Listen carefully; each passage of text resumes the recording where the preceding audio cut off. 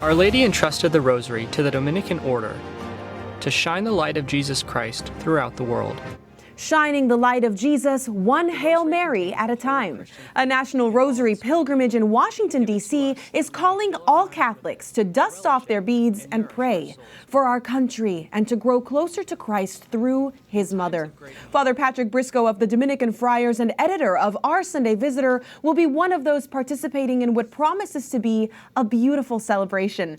Thanks for joining us again on EWTN News in Depth, Father Briscoe. The Dominicans are the keepers of the keys of the Rosary. The Blessed Mother gave it to St. Dominic. So this event really is at the heart of your order. Can you expand on that, please? It truly is. So for hundreds of years, the Dominicans have been entrusted with preaching the Rosary in a very special way. And I think that a lot of people can tap its power right now today. The Rosary at its heart is a prayer fundamentally about Mary and about Jesus. Mary who leads us to Jesus. So our theme for the pilgrimage this year is actually to Jesus through Mary, because we know that with Mary as our guide, by meditating on the life of Jesus, by praying together the Rosary, we'll be led more deeply into the divine mysteries. And there's nothing that our Lord would not do for his mother. So this is a whole day event. What does the day look like leading up to the Rosary? It's going to be a fantastic day. There's all kinds of different opportunities that are available.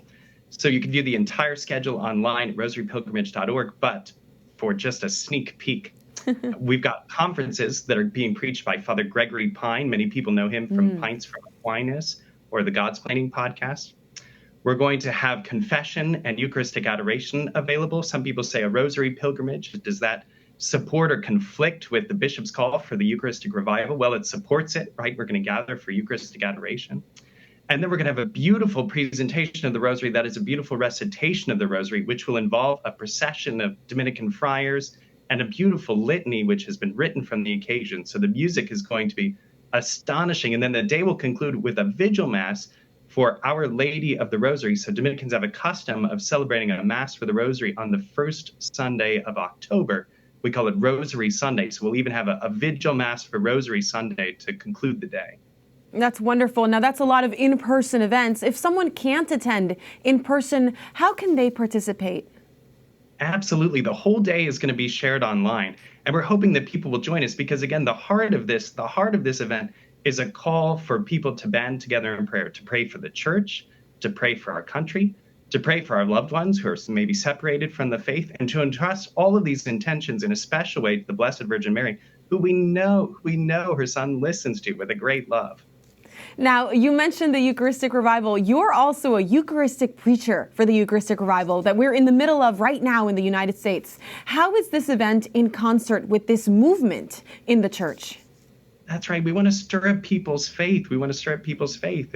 It's a great distress to priests, to the bishops of our country, to every devout Catholic when we hear more and more stories about people falling away. And they fall away for reasons that are hard to bear. So we need to give them reasons to have faith. And an event like this, a pilgrimage dedicated to the Rosary that has at its heart Eucharistic celebrations, both adoration and the Mass, is one expression of our Eucharistic faith. It's a revival of the kind of devotional program, which is for many Catholics the simple and steady expression of their faith. Now, how is the love of our mother expressed through this wonderful meditation so important for such a time of division and confusion that we're living through right now? Yeah, I think that is really what's driving this event and why people are responding. I mean, we've had incredible stories.